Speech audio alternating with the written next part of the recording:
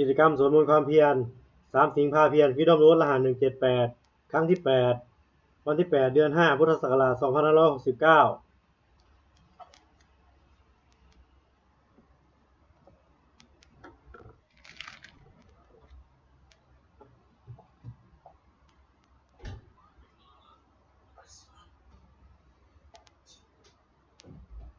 บัดนี้เป็นครั้งที่ 8 ตรงกับวันที่ 8 เดือน 5 พุทธศักราช 2569 ข้าพเจ้านายชิดชัยคำปันขอแบ่งวาจาสาธยายพุทธมนต์ถวายและสาธยายธรรมถวายเป็นพุทธบูชาธรรมบูชาสังฆบูชาและเป็นอาจาริยบูชาแด่องค์หลวงปู่ทวดและหลวงปู่ศิลาขอเทพเทวดาเจ้าทั้งหลายโปรดจงมาอนุโมทนาในการสวดสาธยายของข้าพเจ้านี้ขออนุภาพคุณพระรัตนตรัยครูบาอาจารย์และเทพเทวดาทั้งหลายโปรดจงบันดาลให้จิตของข้าพเจ้าเป็นสมาธิอันควรแก่การสวดสาธยายมนต์ต่อไปอะระหังสัมมาสัมพุทโธภะคะวาพุทธังภะคะวันตังอะภิวาเทมิสวากขาโตภะคะวะตาธัมโมธัมมังนามัสสามิสุปฏิปันโนภะคะวะโตสาวกสังโฆสังฆังนามามิ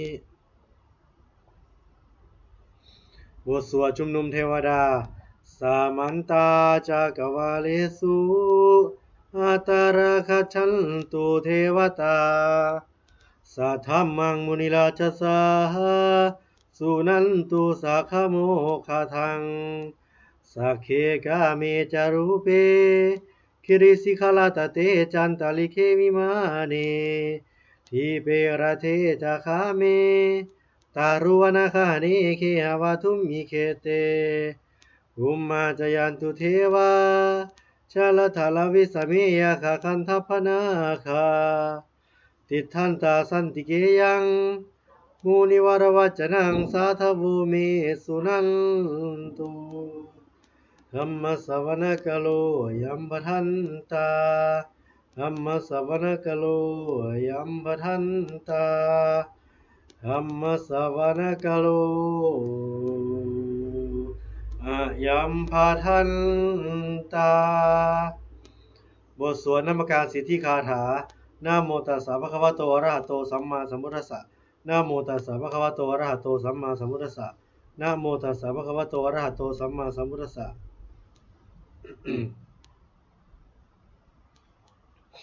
บทสวดสัจจกิริยาคาถานาติเมสรณังอัญญังพุทโธเมสรณังวรังเอเตอนาสาจาวาเจนะโสติเมโหตุสัพพทานาติเมสรณังอัญญังธัมโมเมสรณังวรังเอเตนะสาจาวาเจนะโสติเมโหตุสัพพทานาติเมสรณังอัญญังสังโฆเมสรณังวรังเอเตนะสาจาวาเจนะโสติเมโหตุสัพพทา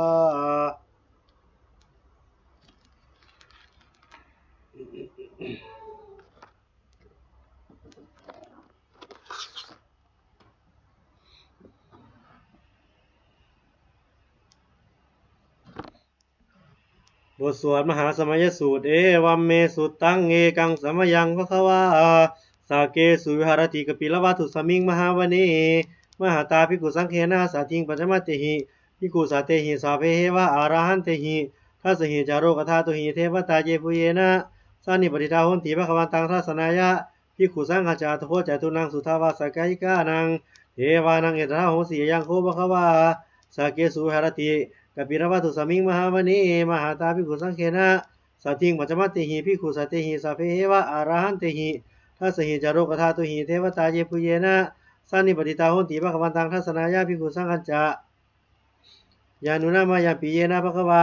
เตนุปสังคเมยามะอุปสังคมิตวาภคะวะโตสันติเกปัจเจกทาปัสสยามติอาตโคตาเทวตาสยทัปปินามะภรวาปุริโสสามิจิตังวาปังปัสสะระยะปัสสะริตังวาปังสมิเชยะเอวาเมวาสุทาวาเสสุเทเวสุอันตรหิตาภคะวะโตปุระโตปัจจุระหังสุอาตโคตาเทวตาภคะวันตังอภิวาเทตวาเอกามันตังอัฏฐังสุเอกามันตังทิตาโคเอกาเทวตาภคะวะโตสันติเกมังกะทังอภาสิมหาสมยุบวรสมิงเทวกายาสมาคตาอาคตัมหอิมังธรรมสมยังตักขิตาเยวะอาปราชิตสังคันติ อัต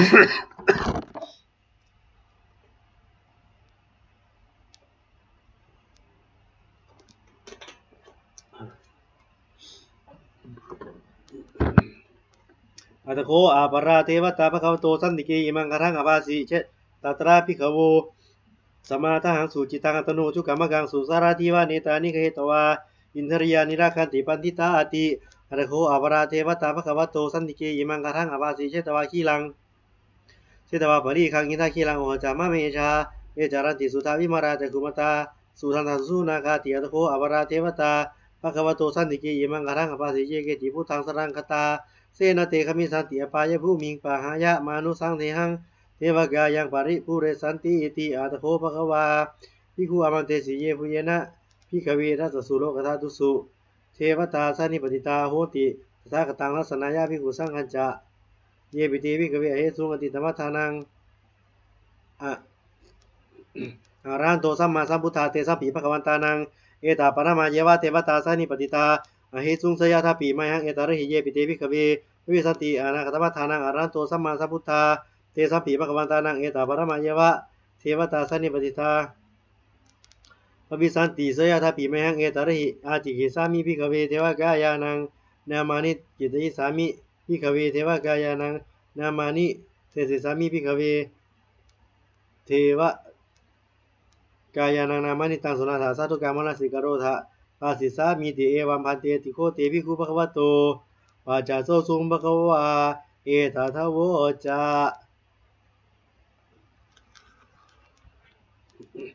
สีโลกามนุษย์กัสสามิยถาภูมาราสิตาเยสิตาคิรคาภารังวิตตาสมาหิตาอุทุสิหาวสาลีนาโลมหังสาภิสามุโนโอทาตามนุสาสุทาวิปัสสนามนาวิลาปิญโยปัจจสเตยตวาวเนกปิรวัตเวตโตมันตยิสัทธาสาวเกสัสเนรเตเทวกายาภิกันตาเตวิชานาถาภิกขโวเตจะอาตมมะกรุงสุตวาพุทธศาสนัง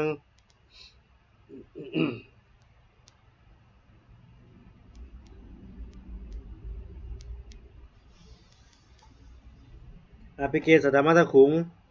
สหสานังอัฏฐาสตาริงสาตังเอเกสหสานังอมนุสานมุตมัทธาสุงอภิเกนันธมัตขุงที่สาสภาพุตาหุงตาจาสภาเอวิญญาณวะกิตวานะจักขุมาตโตมันตยิสัทธาสาวเกสัสเนรเตเทวกายาภิกันตาเตวิชานาถาภิกขโวเยวังกิตยิสามิขีราหิอนุบุวโสสัตตะสัต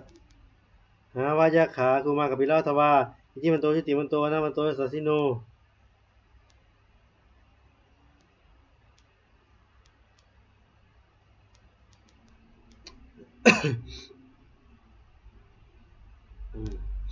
เทวตาภิกันตาเตวิชานาถาภิกขโวเตจะอัตตมมะกรุงสุตวาพุทธศาสนังมนุส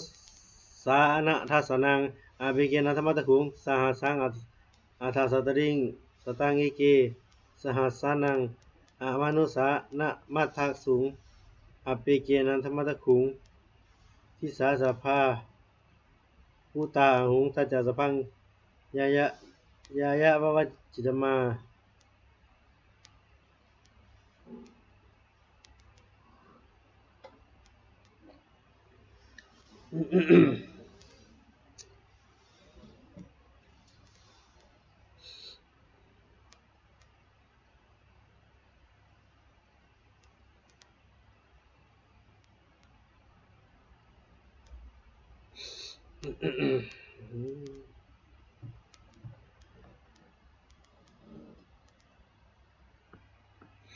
เทวกายาภิกันตาเตวิชานาถาภิกขโวเตจะอัตตมมะกรุงสุตวาพุทธศาสนังเตสัมปาตรุหุญานังอมนุสานะทัสนังอภิเกสัตตมัตขุงสหสังอัฏฐาสตริงสตังเอสหสานังอมนุสานะมัทธสุงอภิเกนันธมัตขุง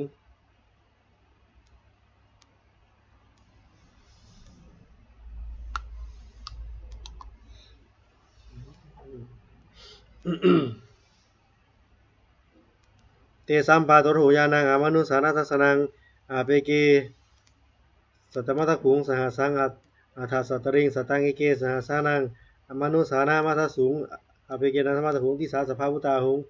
ตัจจาสพังอภิญญายะวะวะกิตวานะจักขุมาตโตมันตยิสัทธาสาวเกสัสเนรเตเทวกายานะ ติอภิกันตาเตวิชานาถาภิกขโวเยวังกิตยิสามิคิราหิอนุโบโสสัตตาสหสาวายขาคุมากบิลทวาอิทิมันโตชุติมันโตนะมันโตสาสิโน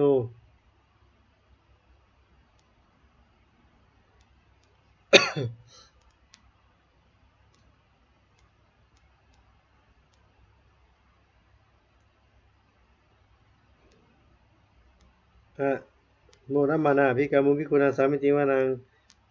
ชาสหสาเหมาวตายะขันนาตวานิโนอิทิมันโตชุติมันโตวนะมันโตยะสาสิโนโมธรรมนาภิกขมุภิกขุนังสามิติวานังสัตตาคิราติสหสายะคานาตวานิโนอิทิมันโตชุติมันโตวนะมันโตยะสาสิโนโมธรรมนาภิกขมุภิกขุนังสามิติวานัง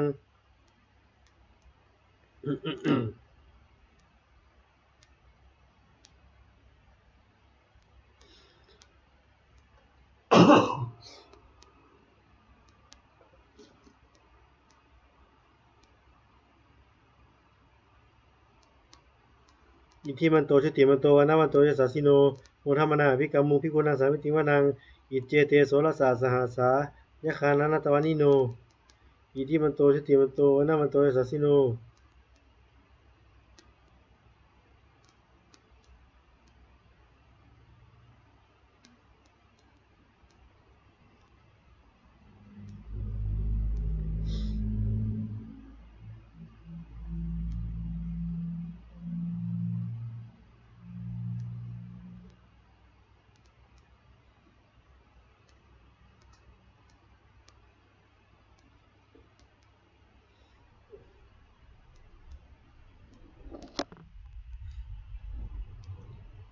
โมทัมมานาภิกขมุภิกขุนังสามิติวานังสัตตาคิราติสหสายะคานาตวานิโน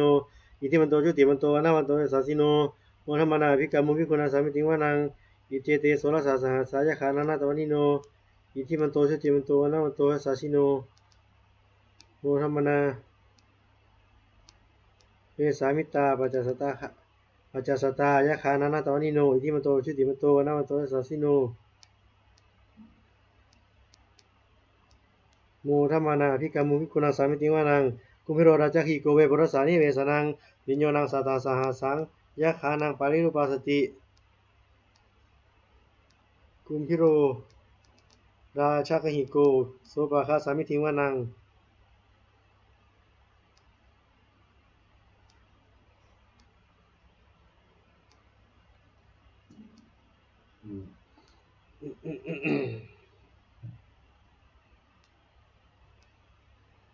กุมพิโรราชกหิโกเวปรสานิเวสนังวิญโยนังสัตตาสหสังยะคานังปาริรูปาสติกุมพิโรราชกหิโกโสภาคาโสสามิติวานัง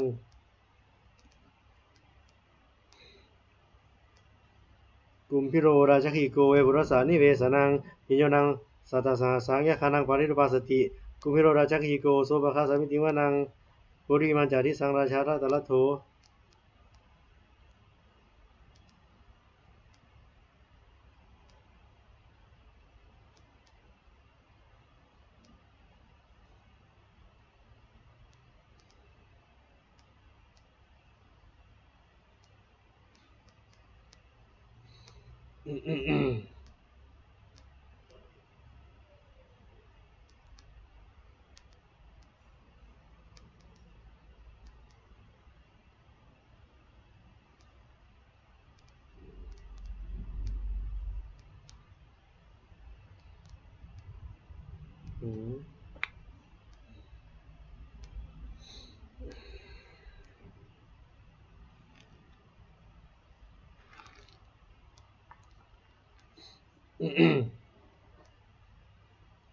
ปุริมันจาริสังราชาราตละโถปัสสาสติคาถาพานังอธิปติมหาราชายะสัสสิโสปุตตปิตาสาภาโวอินทมานามหาภราอิทิมันโตชุติมันโตวนะมันโตยะสาสิโนมัทมนาภิกขมุภิกขุนังสามิติวานังทักขีนันจาริสังราชาวิดุลโหตปัสสาสติกุมพันธานังอธิปติมหาราชายะสัสสิโสปุตตปิตาสาภาโวอินทมานามหาภราอิทิมันโตชุติมันโตวนะมันโตยะสาสิโนมัทมนาภิกขมุภิกขุนังสามิติวานังปัจฉิมันจาริสังราชาวิดุปโคปัสสาสตินาคานังอธิปติมหาราชายะสัสสิโสปุตตปิตาสาภาโวอินทมานามหาภราอิทิมันโตชุติมันโตวนะมันโตยะสาสิโน โมทมานาภิกขมุภิกขุนาสามิติวานังอุตารัญจาทิสังราชากุเวโรตาปัสสะสติยะคานังอธิปติมหาราชายะสัสสิโสปุตตปิตาสาภาโวอินทมนามาภราอิทิมันโตชุติมันโตนะมันโตสัสสิโน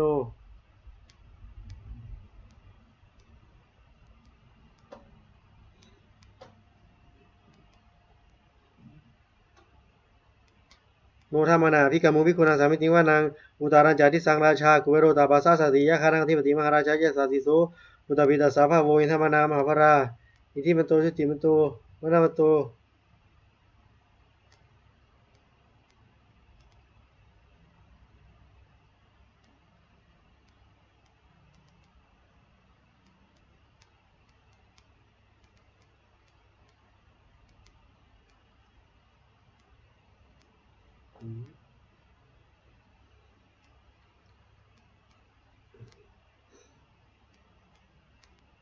ปุริมาทิสังทัตตละโถทักขินนาวิรุณโกวาจิเมนาวิรุปโคกุเวโรอุตรังทิสังจตารโรเตมหาราชาสามันตาจตุโรทิสาตทัลลมนาทัสสุวนีกาปิรวัทวี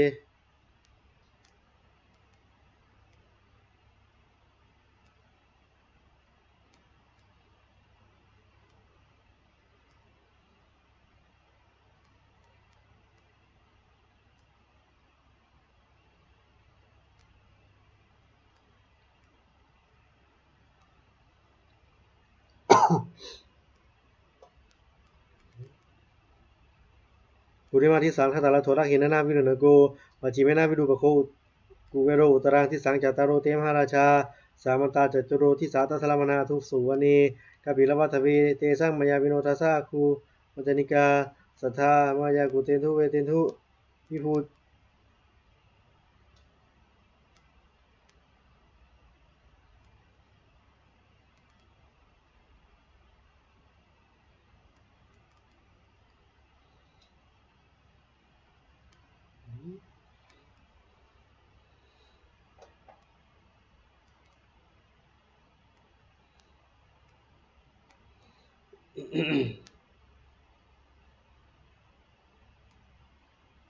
ทัลลมนาทัสสุวนีกาปิรวัทวีเตสังมายาวิโนทัสสะคูมัจจนิกาสัทธามายากุเตนทุเวเตนทุวิภูจะวิภูโตสหจันทโนกามะเสโทจะ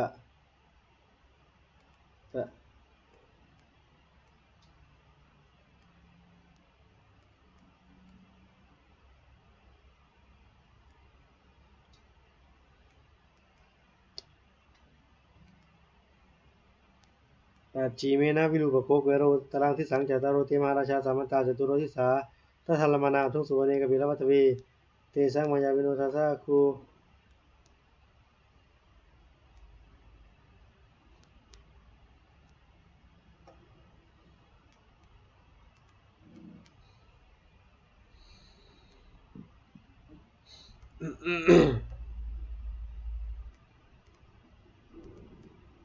ปุริมาทิสังทัตตละโถทักขินนาวิรุณโก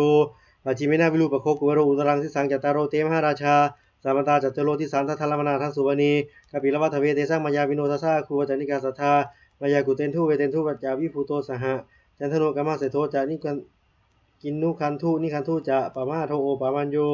จะเทวสุโตจะมาตาริอิตาเสโนจะคันทโพนะโรราชาชโนสาโพอาคูวัจสิโกเจวาติมหรูสุริยวัจสาเอติจเยจราชานุธนาภาสหราชุพิโมทมนาภิกขมุวิคุณังสามิติวานัง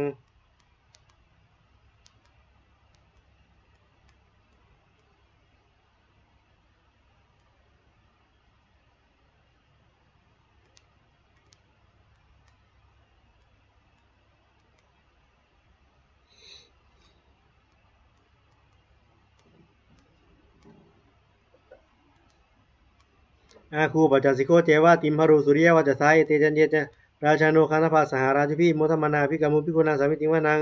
อนาคูนาภาสานาคาเวสาราสหตาชกากัมภราสกัมภสัตตาราอาคูปายาคาสหายาติพิยามุนาทัตตลัทธาจะอาคูนาคาเยสสิโนโสปะคาสามิติวานังเยนาคาราเชสหาสหารันติทิพาวิชาปักขีวิสุทธจักขูเวหายสาเตวะนามัจจปัตตาจิตราสุปันนาอิติเตสนามังอาพยันตทานาคราชานามาสีพุท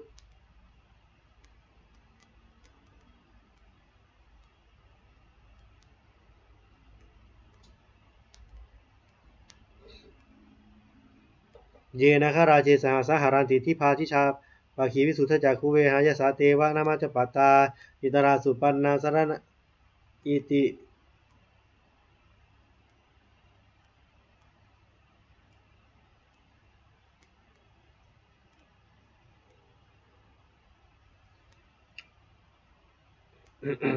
เยนะคราเชสหสหารันติทิพาทิชาปาคีวิสุทธจักขุเวหายสาเตวะนามาจปัตตาอิตราสุปันนาอิติเตสนามังอาภยันตถานาคราชานามาสิสุปานโตเคมามกาสิพุทโธสันหาหิวาจาหิ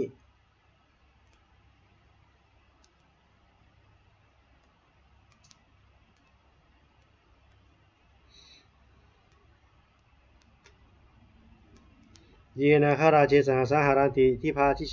ชาปาคีวิสุทธจักขุเวหายสาเตวะนามาจปัตตาอิตราสุปันนาอิติเตสนามัง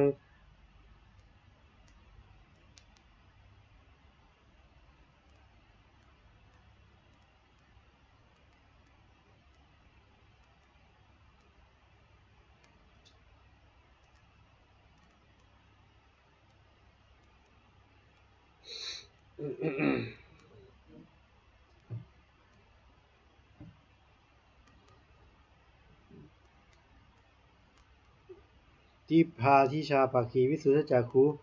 เวหายสาเตวะนามาจปัตตาจิตราสุปันนาอิติเตสนามังพยันตถานาคราชานามาสีพุทสุปานโตเคมมกาสีพุทโธสานาหิวาจาหิปะวะยันตานาคาสุปันนาสารนามกังสุพุทธัง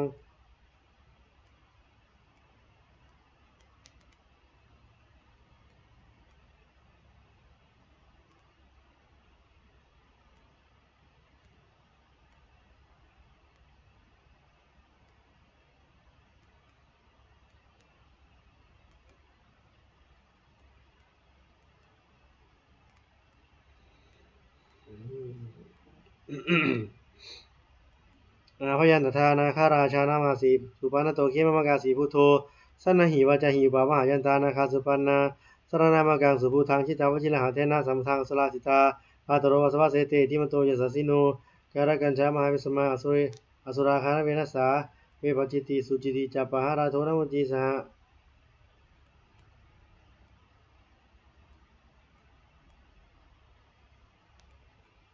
สันนหิตบาภริงเสนังระหุธรรมุปะคัมมุงสัมโยธานิพัทธันเตภิกขุนังสัมจิงวะนัง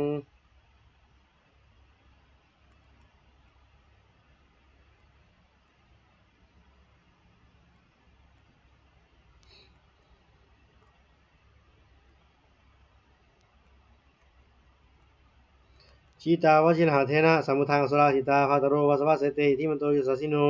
การกัญชามหาวิสมาอสุราคานเวนัสสาเวปจิติสุจิติจัปปะหาราโทนมุติสห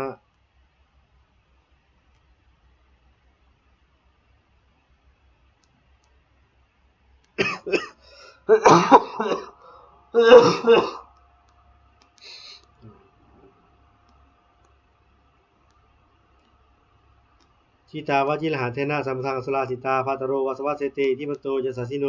การกัญชามหาวิสมาอสุราคานเวนัสสาเวปจิติสุจิติจัปปะหาราโทนมุติสหสัตตัญจะภริปุตตานังสัพเพวิโรจนามกาสันนหิตวาภริงเสนังพระ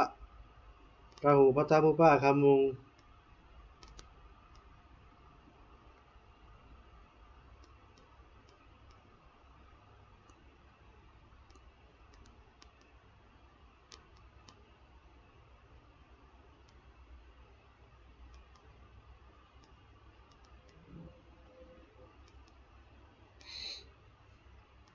ชีตาวชิลหะเทนะสัมมุทังอสุราสิตาภาตโรวสวะเสเตอิทิมันโตยสัสสิโนการกัญชามหาวิสมาอสุราหาเวนัสสาเวปจิติสุเวปจิติสุจิติจะปะหาราโทนมุติสหสันใน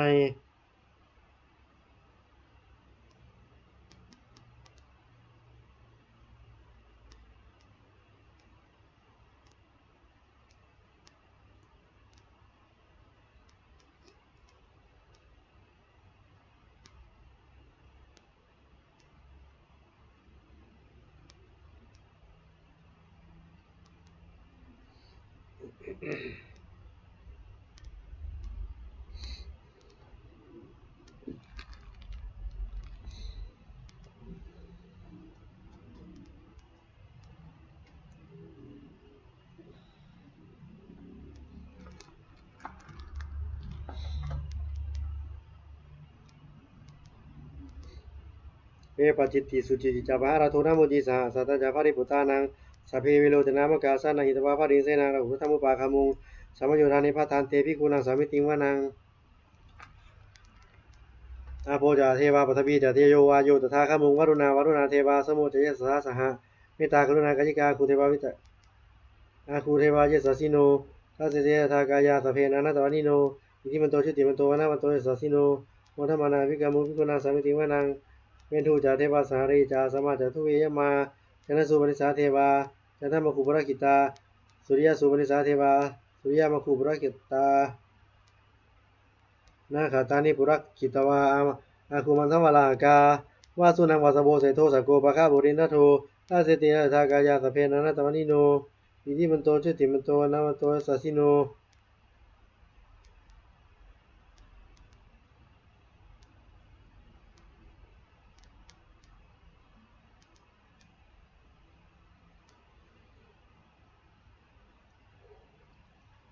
สามนามหาสมนามานุสามานุสุตมากิทาปทุสิกาคูอาคูมโนปทุสิกาอาทัคุหรโยเทวาเยจารุหิตวาสิโนปาราคามหาปาราคาคูเทวาเยสัสสิโนทัสเสเตทากายาสเพนานาตวานิโนอิทิมันโตชุติมันโตวนามันโตเยสัสสิโนมัทมนาภิกามุภิกขุนังสามิติงวานังสุกรากรุมารุณาคูเวคณสาสหะโอหะระคยหาปโภคาคูเทวาวิจักขณาสัทธามตหราคชาภิสกาจเยสัสสิโนธนยังอาคาปาชุนโนโยนิสาอภวิสติทัสเสเตอิทัสสะทากายาสเพนานาตวานิโนอิทิมันโตชุติมันโตวนามันโตเยสัสสิโนมัทมนาภิกามุภิกขุนังสามิติงวานังเคมิยาดุสิตายามากัตกาจะ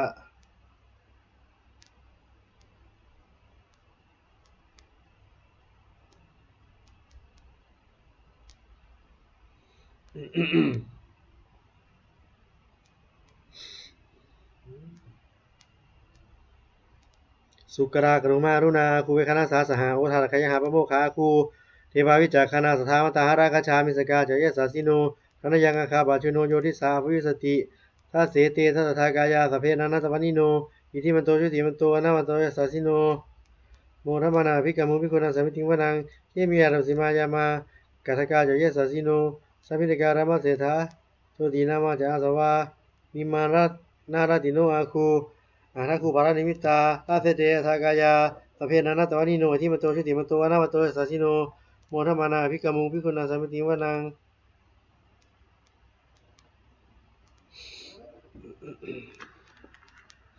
สัทเทเตเทวานิกายาสเพนานาตวานิโนนานันวาเยนะอาคจุงเยจานีสัลิสาสหะพระพุทธชาติมาคีรังอุคตินามานาสวังทัเคมุขตรังนาคังจันทังวาทิตาจิตังสุภมาปรามโตจาปุตาอิทิมโตสหะสันนังกวารโรติโสจาโสภะคะสามิติวานังสาสะพะมโรกานังมหาภามพิติตติอุปปโนทุติมันโตวนะวิสมากายโยยสัสสิโสทัสเสถาอิสระอาคูอาคูปัจเจกวัสสวัตติโนเตสัจจะ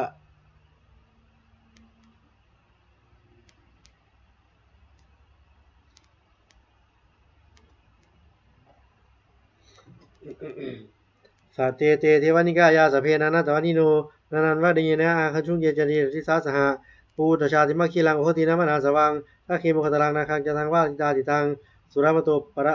สุพรหมาปรามโตจะปุตตาอิทิมโตสหะสนังกวารโรติโสจะโสภะคะสามิติงวานัง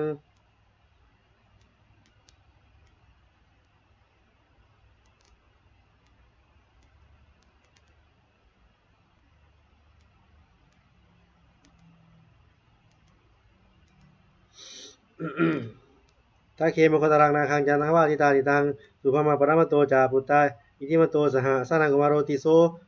จะโสภะคะสามิติงวานังสหสาภามโรกานังมหาภามาพิเดตติอุปวโนชุติมันโตวิสมากายโย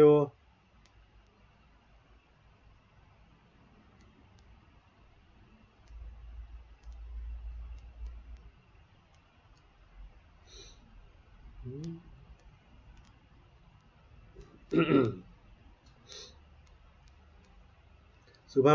ภามาปรามโตจาปุตตาอิทิมโตสหะสนังกวารโรติโสจาโสภะคะสามิติงวานังสาสภามโลกานังมหาภามาพิเดตติอุปปโนชุติมันโตวิสมากายโยยสัสสิโสทัสเสถาอิสระอาคูปัจเจกวัสสวัตติโนเตสัญจามัชโตอาคาหริโตปริวาริโตเตจาสัพเพอภิกันเตตินเทเทเวสัพพามะเกมาราเสนะอภิกามิภาษากนะหาสามันที่ยังเอ ถาคันหาถาพันธาราเคนะพันธวัตถุสัมมตาปาริวาเรถะมาโบมุจิตะโกจินังเปสยิ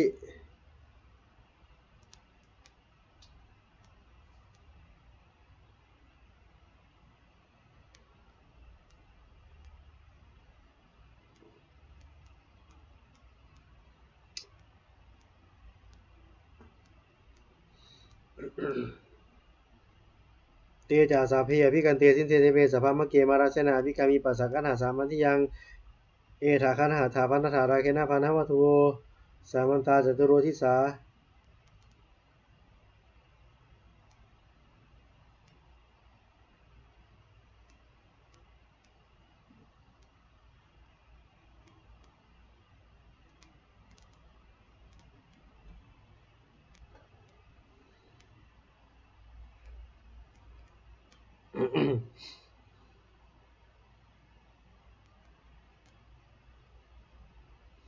เตจาสาเพยพิกันเตสินเทเตเปสัพพมะเกมาราเสนาภิกามีปัสสะกันหาสามัญทิยังถาคันหาถาพันธาราเคนะพันธวัตถุสัมมตาปริวาเรถามาโบมุจิตาโกจินัง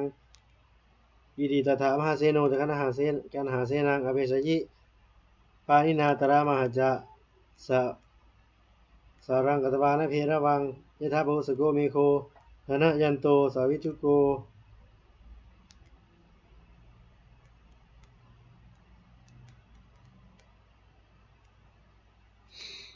เตจาสัพเตจาอาตาปมะกะดุงสุตวาพุทธศาสนังวิตรากิปะกะมุงในสร้างโดมปีนชยุงสัพเพพิจิตรสังฆามาพยาติตายสัสสิโนโมรันติสหภูเตหิสาวะกาเตชะเนสุตตาติบทสวดบูชาหลวงปู่ทวดนะโมโพธิสัตว์โตอาคันติมายะอิติภควานะโมโพธิสัตว์โตอาคันติมายะอิติภควา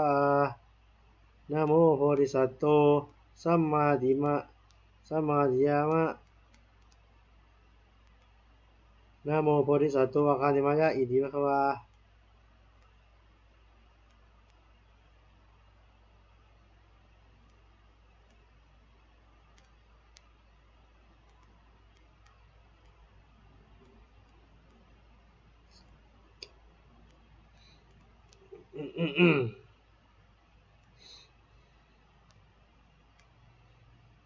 บทสวดบูชาหลวงปู่ทวดนะโมโพธิสัตว์โตอาคันติมายะอิติภควานะโมโพธิสัตว์โตอาคันติมายะอิติภควานะโมโพธิสัตว์โตอาคันติมายะอิติภควา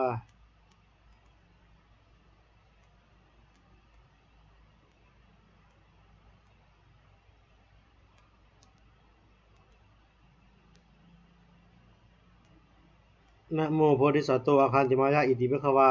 นะโมโพธิสัตว์โตอาคันติมายะอิติภควานะโมโพธิสัตว์โตอาคันติมายะอิติภควา